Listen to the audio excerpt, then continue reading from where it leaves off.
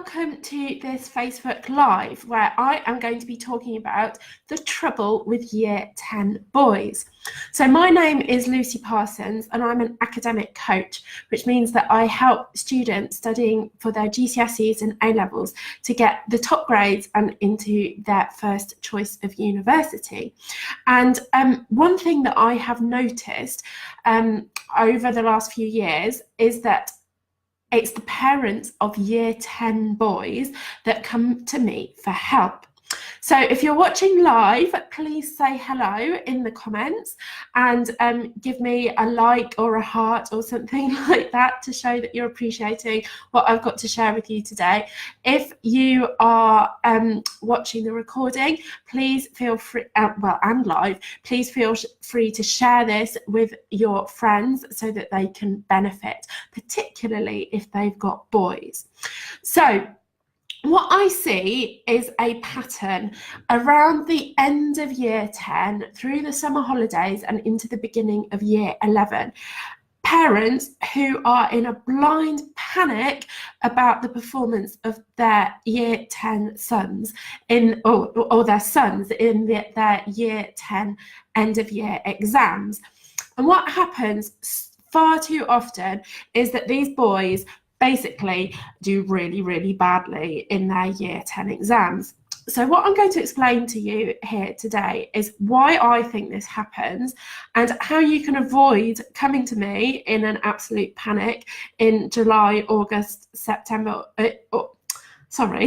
July, August, or September of that time when they're transitioning between Year 10 and Year 11 in a panic, and you know what you can do to stop that from happening. So let's start at the beginning of Year 10. And if you're watching live, please do say hello and let me know who you are and whether you've got a Year 10 boy in the comments, because I'd love to help you with your individual situation. So at the beginning of Year 10, for anybody who's kind of 14 years old, it's a very long time until the end of Year 11. So if you can remember when they were babies, to them a day seemed like forever, a week was like eternity, and a year was just utterly incomprehensible in its length. Still at the age of 14, teenagers, they haven't lived that much life. Like, it's nothing compared to what you have lived as their parents. So at 2 years, that's 14% of their life, and that's a pretty big chunk of your life. And so when they're thinking, what everybody says, you've got 2 years to study for your GCSEs, that seems like a really, really, really long time to those students. And so they just think, oh, it's not that important yet, so I'm going to let it drift. So that's the first factor in why it's a problem. So actually, it's only 20 months from the beginning of Year 10 until they actually start their GCSE exams. So from September until the May, when they're actually going to do their GCSE exams, is just 20 months. So everybody says 2 years, but it's not 2 years, it's just 20 months. So that's something that you can start talking to them about and put into perspective. Okay, the next point is that if you talk to any teacher who has ever taught in a secondary school, and I used to be one of them, every time you mention the phrase Year 9, they freak out a little bit. I've never met a teacher who really enjoys teaching Year 9 students. And this is because in Year 9, they are at the peak of teenage awkwardness, and they're just really difficult. They're really pushing the boundaries. They're really hormonal, and most other students of all other ages are much, much more pleasurable to teach. And if you've got a child who is 12, 13, 14 years old, you probably know exactly what I'm talking about here.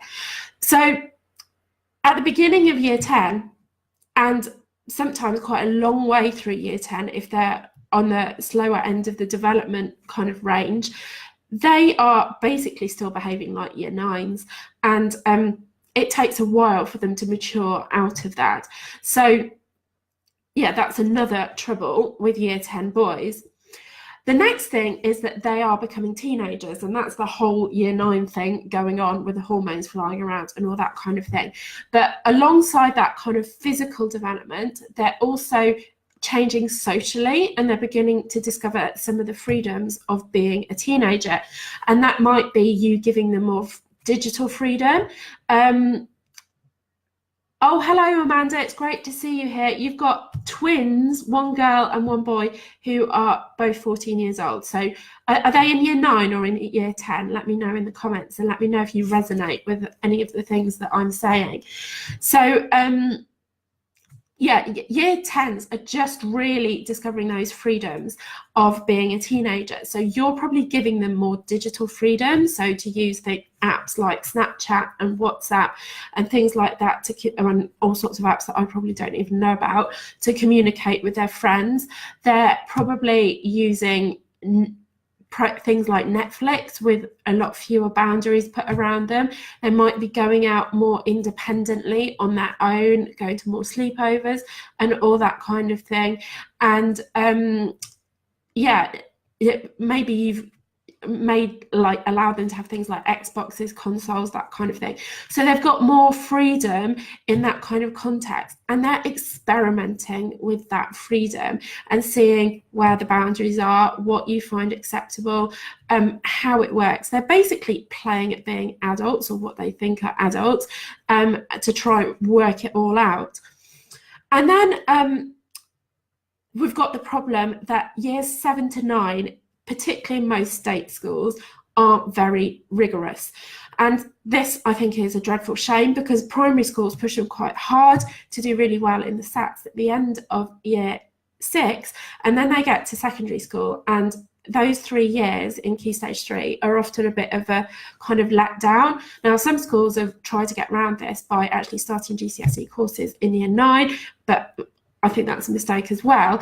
But basically, years 7 to 9 usually don't push kids that much. And so they've got into a fairly lazy routine, and they've got out of the habit of working hard, both in school and at home. So this is a real problem in terms of their expectations when they actually get into year 10. And then the last thing, so lots of those things I've already talked about are general to both girls and boys. And Amanda, do let me know if they apply to your twins. But boys in particular, and this has been found through the different changes in the education system over the last few years or so, boys in particular like to leave things until the last minute. And so they won't revise months in advance or years in advance. It just doesn't seem to be in their makeup, in their psyche. Of course, there are exceptions. Don't want to make gross generalizations without people understanding that there are exceptions to this. But boys do seem to thrive on that last minute pressure. And last year's GCSE results did show that actually boys were making their first resurgence in marks compared to girls in like years and years and years. So the new GCSEs are perhaps a good opportunity for boys, but it doesn't take away from the fact that parents worry dreadfully if their sons are not getting decent marks in their year 10 exams and their mocks in year 11. And the final thing is a universal thing for girls and boys, but I think it's probably even more so with boys, is that they just don't know how to revise. And the reason I say that that's more so with boys is because I think boys often have a pride thing that they don't want to admit that they don't know. And I think that can make it very difficult for them to, you know, they don't want to admit their ignorance. And so you don't know what's going on. You don't know how to help. Hi, Amanda. It's great to see you here. I know you've got a boy in year 9, so this is a hot topic for you as well. So these are all the problems that year 10 boys are kind of facing. And it's basically a nasty cocktail that often leads to very, very disappointing results at the end of year 10 or in year 11 mock exams. So you're here listening to me giving all these reasons, and yeah, I'm giving these reasons so that you understand the background to it, but you also want a solution. And so that's what I'm going to give you now. So what you need to avoid this problem is, as soon as you watch this video in advance of year 10, is start putting the routines and the expectations and the boundaries in place to make sure that your sons are doing the work and that they do know what is expected of them. Now, this is difficult, particularly in year 7, 8, 9, if they're not being set a huge amount of homework. But you can be really, really clear about what your expectations are when they get home from school. So if they're not getting much homework, you could say, well, I expect you to read for 20 minutes every day when you get home from school before you're allowed to do any of the other stuff.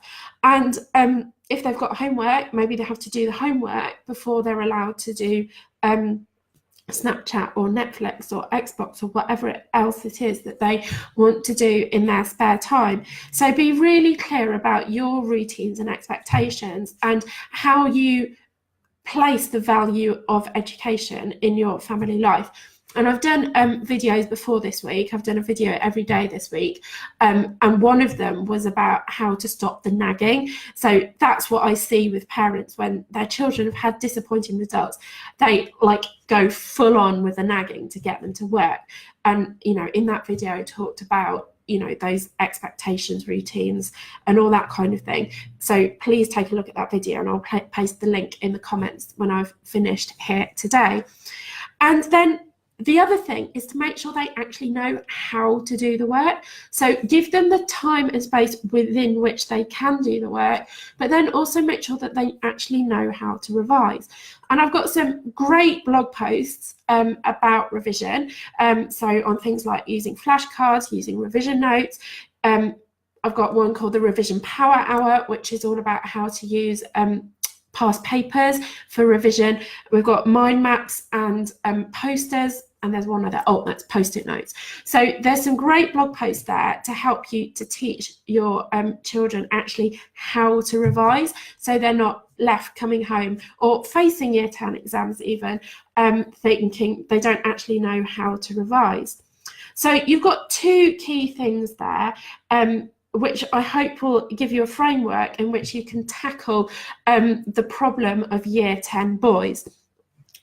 But if you feel like you need a bit of support, or you just want to be absolutely sure you're going to avoid this crisis point at the end of year 10, beginning of year 11, that I see all too often, sorry, I've got a bit of a cold this week. I want to invite you to join the Extraordinaries Club, which is my online club for families going through the exam years.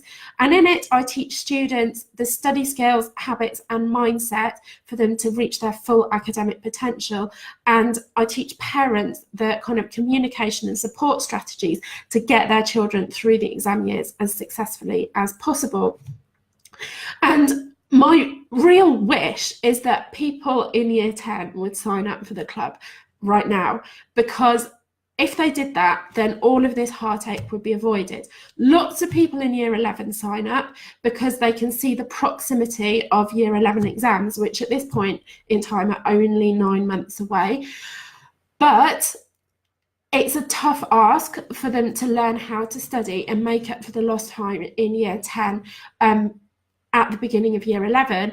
So the sooner your child learns how to do all this stuff properly, the better. And I just really, really wish that people would get on board and learn this stuff before they reach crisis point, or before they find themselves going out of their minds, nagging and all that kind of thing. So if you're interested in the Extraordinaries Club, this is launch week for the club. We've got probably around 25 members now signed up, and I'm ready to start teaching the main body of the study skills work. The first email is going to go out tomorrow. In the club already, you've got a module on organisation, which I know is a weakness of boys often, not always, but often.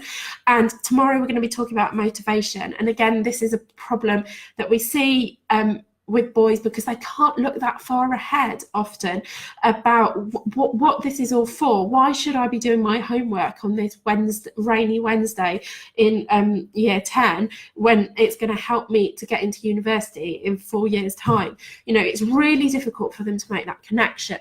So the module on motivation helps them to make that connection. And then we've got lots of other modules, so on things like mindset. So lots of students have a fear of failure and that stops them from doing the work. Other students have a fear of success and how it's actually going to change their lives. And you know, we look at growth mindsets and fixed mindsets and how to develop those. We look at habits, so how to build in those daily habits to really result in consistent work that means that revision is much less stressful at times of exams, like mock exams, and for the GCSEs themselves. And there's just so much in there. So if you're interested, I'd love you to take a look at the information page, and I'll post a link in the comments, but it's theextraordinariesclub.com, and extraordinaries is spelled EXTRADINARIES. It's a tough one when you go and make up a word. And yeah, you need to be able to spell it, really, don't you? So yeah, I've been talking today about the trouble with year 10 boys. If you've got any comments or questions, then please pop them in the comments. I'm just going to look because Amanda has put something. She says, bought your book and downloaded workbook and encouraged them to read it in the summer. So far, my son is up to date with homework and loving the GCSE subjects and dropping others. Don't need to worry so much with my daughter, as although she's not up to date, she's more diligent. Okay, so he's dropping subjects, is he, Amanda? I'd love to know if you can put a bit more information there. And I'm gonna just get you the link for the Extraordinaries Club. Sorry, the Extraordinaries Club. Sorry. Okay, where are you? There you are. So there's the link. So yeah, let me know if you've got any other questions in the comments. I'll just recap what I've talked about. So oh, Chris is here as well. So Chris, hi, I've got a year 9, just thinking ahead, especially after my eldest just starting at uni. I want to make sure we plan well ahead this time. Thanks for the reminder, reinforcing reading daily, etc. Yeah, if they're not getting much homework, I think doing things like daily reading, and there's some great magazines out there for teenagers, particularly kind of year 9, year 10 kind of children. So The Week Junior is really good, and Aquila is another really good magazine, and just that kind of stuff just contributes to their general roundedness and their literacy skills. So it's really good if they're not getting much homework to encourage them to engage in that kind of thing.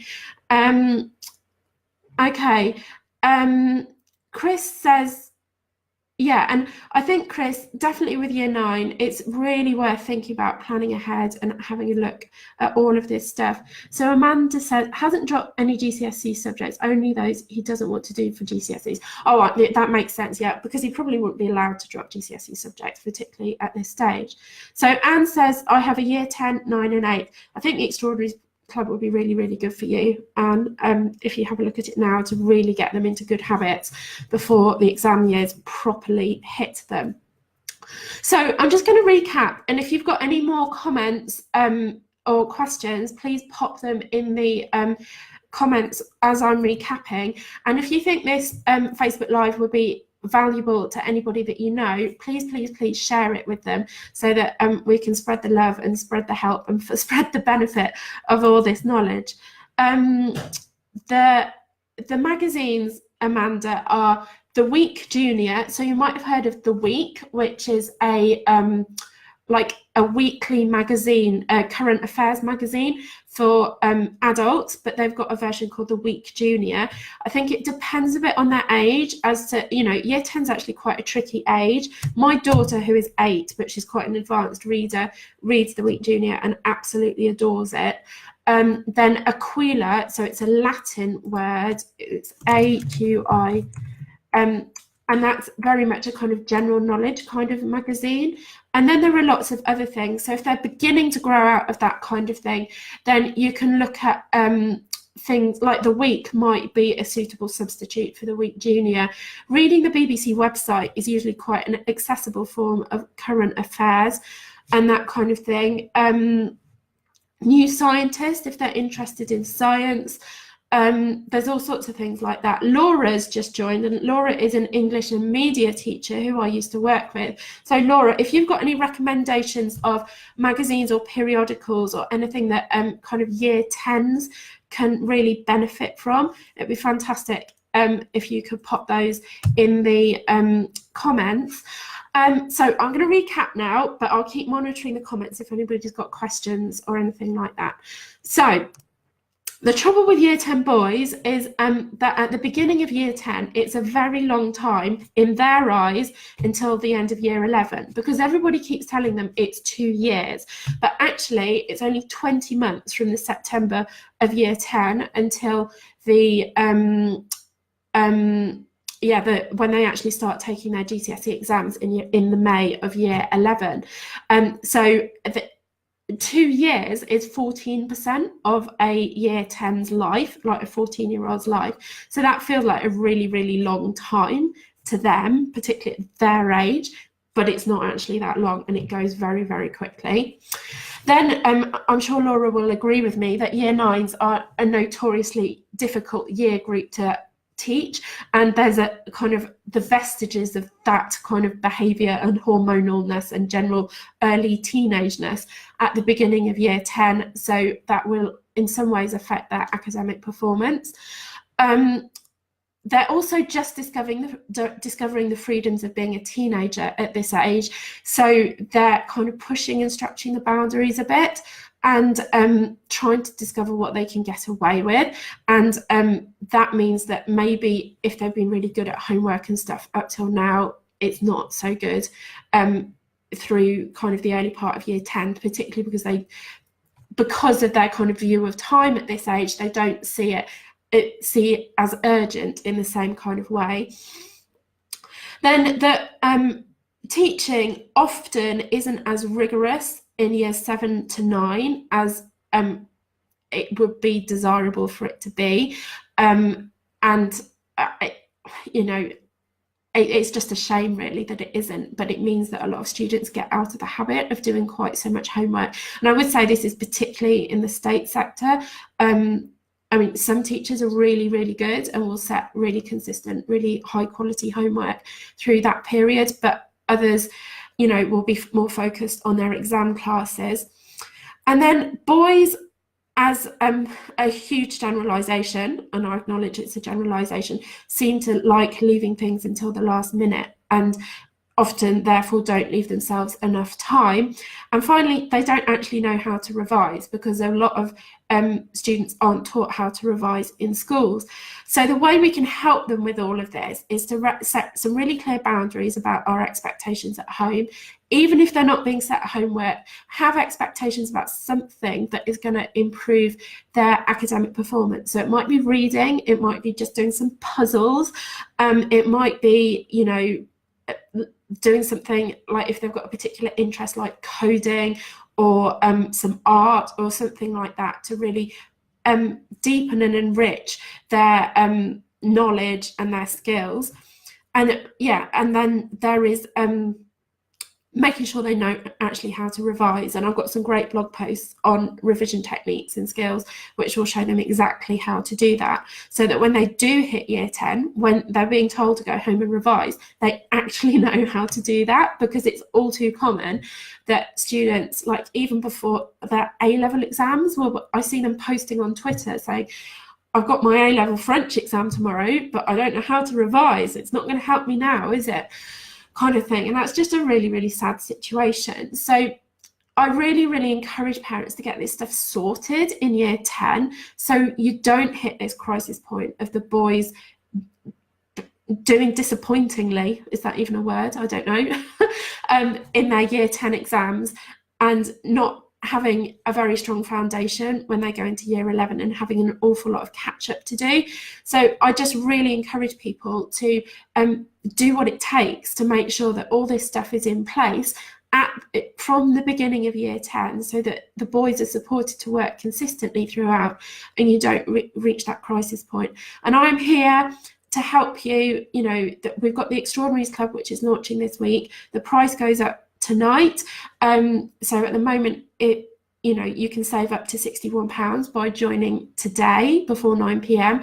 But the club is there for you to join whenever you want to join it. We're not going to stop people from joining. It's just that, the price is going to go up tonight because this is the end of launch week. And then then there's also all my free content if it's out of your price range to join the club. So I'm really excited to see all the families joining the club and really excited to be able to help them on this journey. If you've got any questions, pop them in the comments or just shoot me an email at lucy@lifemoreextraordinary.com. And all it remains for me today to say is thank you so much for watching and have a great Friday. Bye-bye.